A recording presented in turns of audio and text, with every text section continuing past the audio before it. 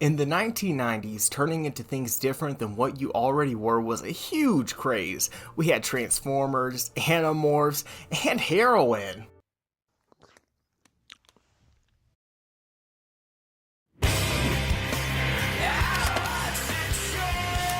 Transformers were everybody's favorite growing up, and if it wasn't your favorite, then what the are you doing here? In the late 90s, they had a revolutionary idea while reading children's literature. How do we revitalize the Transformers? I know. Copyright infringement!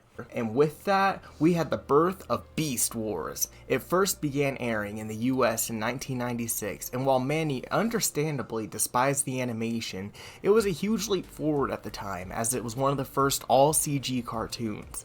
Today, the purpose of this video is to do a retrospective of the Beast Wars series, their media, and in particular, their games.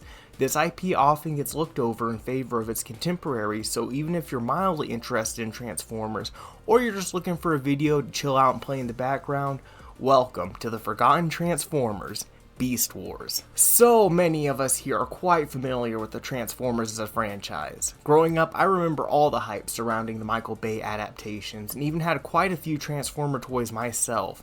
But if you're not, the original series aired in the 1980s and garnered a large fan base very, very quickly. Put yourself in the shoes of a kid in the 1980s. You had Cabbage Patch Dolls and G.I. Joe as the top-selling toy the year before Transformers debuted. So getting something that could do this? Hey Optimus Prime. Greetings. Convert.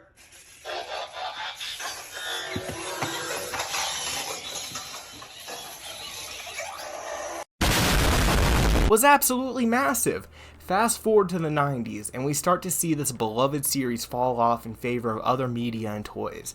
Hasbro wanted to reinvent the image of Transformers completely, and they did so by introducing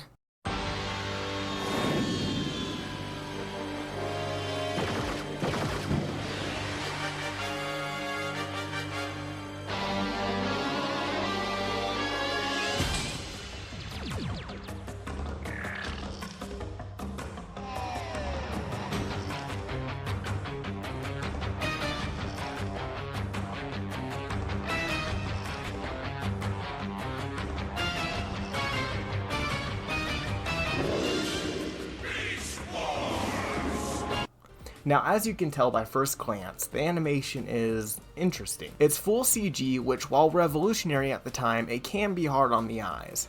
With this new iteration of Transformers, they sought to do a better job of storytelling and fleshing out the world around them.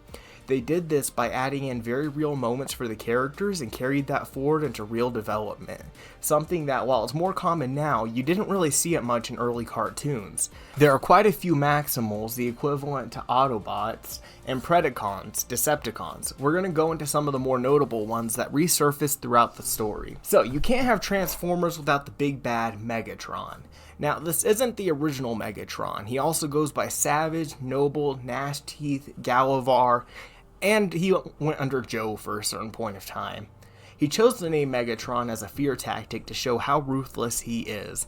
In the show, he steals the golden disc after learning his namesake left a message on it that could enable him to obtain time travel technology. After arriving on Earth, despite some interference, he puts his original plans on hold for some reason.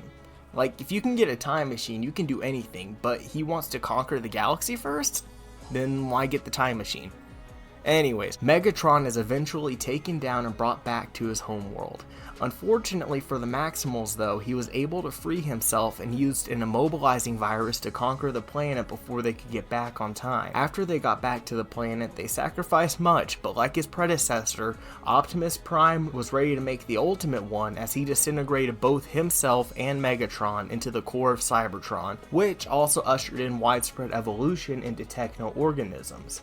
Side note, when Unicron, basically the god of death in Transformers, begins abducting others throughout the universe, Primus, robot god, calls out Primal from the Allspark to lead his armies. This also had the consequence of freeing Megatron. Tarantulas is the mad scientist of the Predacons. He loves doing experiments on all living things.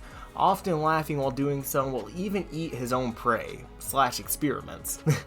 This particular characteristic makes him loathed even by his own Predacons. Not to mention the fact that he doesn't actually care much for the war between the Predacons and Maximals. He just knows the Predacons will let him experiment in peace. Ironically, he is even more treacherous than Megatron in some regards, as he is secretly working for the Tripedacious Council. Their goal is to go back in the past to destroy the Ark.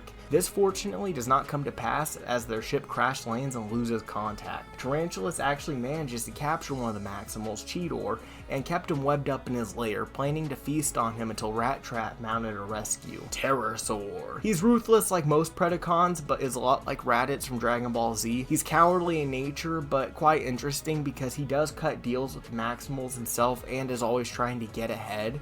Scorpionite. He's not the brightest knife in the crayon box, but he's undyingly loyal to Megatron.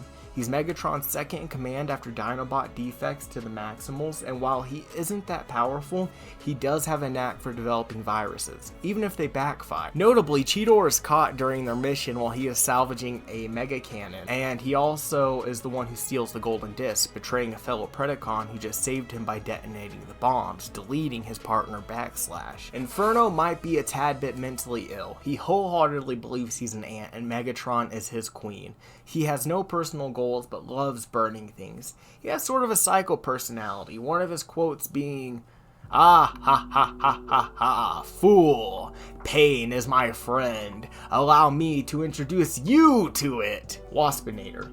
Waspinator is an interesting Predacon. He often gets blown to pieces but survives and is actually possessed by the spark of Starscream. Yes, that Starscream. He is also the only Predacon to survive both shows. Black Arachnia. Originally a member of the Predacons, I'm listing her here as she appears in Transmetals on the PS1 supporting Megatron, albeit only in cutscene. She was created by Tarantulas from a stasis pod. She's notable as the first female Transformer to be sold as a toy. She eventually defects to the Maximals after falling in love with Silverbolt. Quickstrike. He's likely a Predacon protoform, so he didn't need a shell program to become one. His beast form is that of a scorpion and a cobra. Rampage. Rampage was a Maximal experiment to recreate Starscream's immortal spark. They were successful, but it led to the creation being highly unstable, to the point of being criminally insane. While he was being held at Colony Omnicron, he escaped and deleted everyone there except Depth Charge. He was originally on the Maximal ship to be exiled to a barren, empty planet. Megatron holds half of his spark to control him. Dinobot 2. A recreation of an underling who turned on him, he used that half of Rampage's spark to create him. He also has the ability to torment Rampage to keep him in line. Alright, that was a lot of characters. A lot. But here come the Maximals. We're gonna go faster though. Optimus Primal. Harambe. My dick's out for you right now. No, but for real, he's the leader of the Maximals, basically Optimus Prime. Interestingly, he was supposed to be a bat but rejected it for the gorilla form instead. Rhinox. He's the sub-commander of the Maximals and can become a rhino. Man, who would have thought with a name like that? Rat Trap. He's the demolitions expert and stand-in leader for the Maximals when Optimus is eventually abducted. His animal form is a rat and he loves giving his friends nicknames. Cheetor. He's the youngest of the Maximals at what would be 16 in human years, although 16,000 in robot years. Dinobot.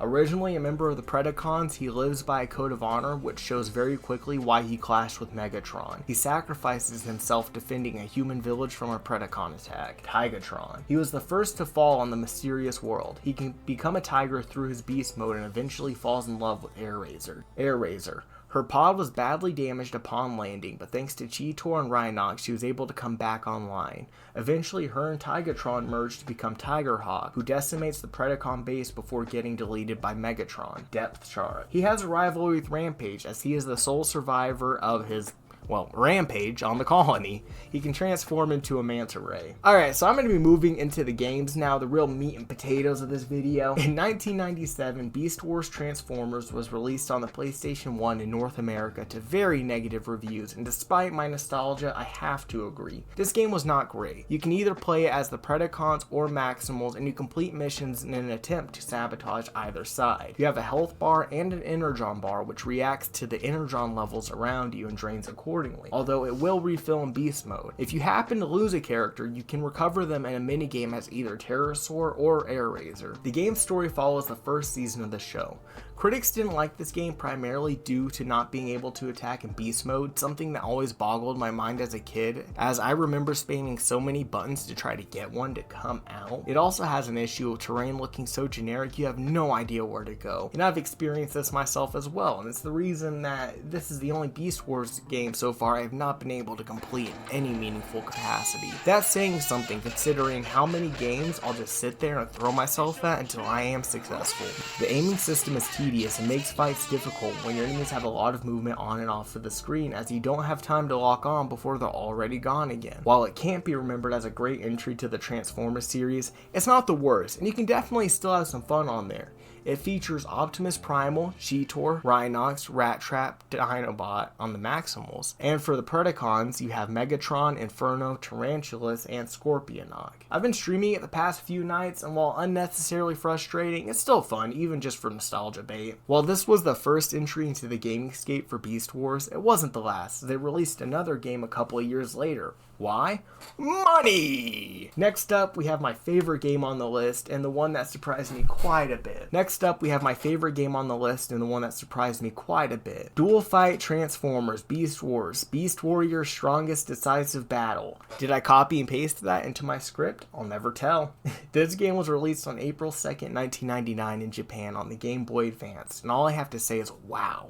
Listen, I love fighting games, right? So this is a bit biased, but I would love a modern Transformers game in this style. It's in the genre of a traditional fighter and has a surprisingly unique roster as well as a diverse moveset. You basically have the stance switches from Mortal Kombat Deadly Alliance to Armageddon built into the game from 1999. That's crazy. You also have a charging mechanic similar to the DBZ games. Now, this game is in Japanese, and I am not even close to being bilingual, so I have no idea what the endings are saying. I'll leave them at the end of the video, and if anyone wants to help me out, I'd appreciate that greatly. This game right here is one of the best games I've played recently, and I thought I was going to enjoy it the least, as most pixelated games don't really appeal to me. The available fighters are Leo Prime, Galvatron, Scuba, Megastorm, Cheetor, Gilly-Dart, Optimus Primal, Megatron, Star Upper, and Artemis and Moon.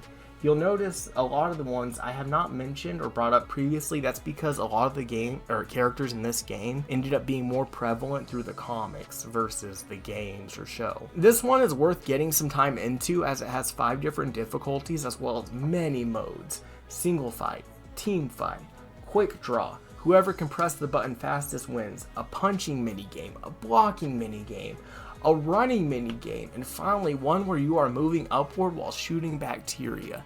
They really packed this one to the brim, and I am, to this day, like reading this script, I am still impressed with it. Now, the next games to release came at the same time, but they had 2 different developers for 2 different consoles. Transformers, Transmetals. So the first Transmetals game we're looking at is the one on PS1. This is a top-down fighter. Honestly, it has moments of it being decent, but as with most old fighting games, especially ones that weren't massively popular, there are serious balance issues here. The game automatically starts you off on hard, which I normally wouldn't have a problem with. What I do have a problem with is this motherfucker Rat Trap throwing bombs at me like I'm Palestine. Seriously, 1 bomb is all it takes for you to say bye-bye to your health bar. Thankfully, if you choose the Maximal campaign, you don't have to fight him a single time. I'm not huge on the endings for this game, as both sides are basically, oop, just kidding, you didn't actually win, but it makes sense when you consider the show is running alongside it. There are no unique arcade endings or even an arcade mode, which is going to seem really odd here in a minute. The long and short of it is that the Predacons are invading the Maximals base, and the Maximals are launching a counter-offensive. Boom. That's the whole plot. The game itself isn't awful, but compared to many modern games or even the previously mentioned Dual Fight, Transformers, Beast Wars, Beast Warrior's Strongest Decisive Battle, but it really does fall flat in some areas. The positives of it, the characters' ultimate skills are pretty cool looking and very unique. The stages are also pretty interesting as well, as they have interactive elements built in such as boulders, wind, water, etc., and elevation, which, you know, like I said, for a PlayStation 1 game, you don't expect something like that. Alright, so the next and final video game we're going to be playing today is Transformers Transmetals on the Nintendo 64. At first glance, you can tell this is a completely different game. Gone is the top-down view, and we move into a 3D fighter scape that's more akin to games like Tekken and Soul Calibur. This game was unique in that it was a Blockbuster exclusive, which means that for a long time the only way to get this one was to rent it. I personally believe that the decision made this game, which already wasn't amazing, really gave it no opportunity to exist. Now gone are the unique ultimate attacks, and they've been replaced by generic charge blasts. But despite that, I actually still enjoyed it. There's now 2 modes to switch in between, vehicle and animal mode. Vehicle mode typically gives you much better mobility and immunity to your little energon resistance bar going down, but animal mode is where you can regenerate it. You need that mode to be in your maximum or terrorize mode. Where my main criticisms lie is in the lack of variety in attacks. Each form has roughly 2 or 3 with mild variation at best. That being said, it can easily be explained away as it being because they were too ambitious. They tried to implement a lot and create a unique experience, so they should be praised for that. There's multiple modes here, including a straight up kids mode, a race mode, a coin mode, and reaction games. They really knocked it out of the park in this regard. Each Transformer has a unique ending as well as a toy mode where you can swap color palettes and view them in 3D, and change their poses / positions. Here's both Optimus Primal and Megatron's ending, and I want y'all to tell me down below which one is better. Optimus Primal launched a last decisive strike against the Predacons. Following a hard-fought battle with tragic losses on both sides, the Maximals managed to capture Megatron. After securing Megatron to the outside of the Autobots' escape shuttle, the survivors of the Beast Wars headed back to Cybertron, on loan to Optimus Primal. Megatron had been planning for such a situation. As Megatron's arm broke free from one of the Energon chains, he transmitted a signal into the past through transwarp. Were the Beast Wars really over, or had they just begun? After a grueling battle, Megatron finally gained the upper hand against the Maximals. Knowing that the planet they were on was actually prehistoric Earth, he decided it was time to take the ultimate risk to secure the future of the Decepticons. Megatron broke into the legendary Autobot battle cruiser, the Ark. Here, the greatest Autobot and Decepticon warriors rested for millions of years. Megatron destroys the Autobots' commander Optimus Prime, and ultimately changes history. When the ancient Transformers are awakened, the Great War begins. The Autobots are at a loss without their leader, and the Decepticons easily conquer both Earth and Cybertron. However, in 2005, the greatest threat to the universe arrives, Unicron. With the Matrix believed to be destroyed along with Optimus Prime, can anything stop Unicron? So as y'all can see, there's a lot of lore in this series, which surprised even me. If y'all are curious to see me cover the comic runs, I would be open to doing so. The Transformers is a beloved franchise, and while they may have fallen off to the wayside due to poor adaptations, bad release cycles, or just bad storytelling, it is for sure still interesting. Not many people remember this side of Transformers, and that's because it was coming at a rough point for the franchise. Their popularity was waning, and they were willing to try anything, it seems, to get that buzz going again. It wasn't until the Michael Bay adaptations that we really start to see the series make a comeback. I still believe there's a lot left in the tank for Transformers, and with them introducing the Maximals in the last adaptation, I'm excited to see if they start fleshing out this side of the universe in cinematic fashion. Alright, I appreciate you all for stopping by. I'll catch you guys next time. Peace.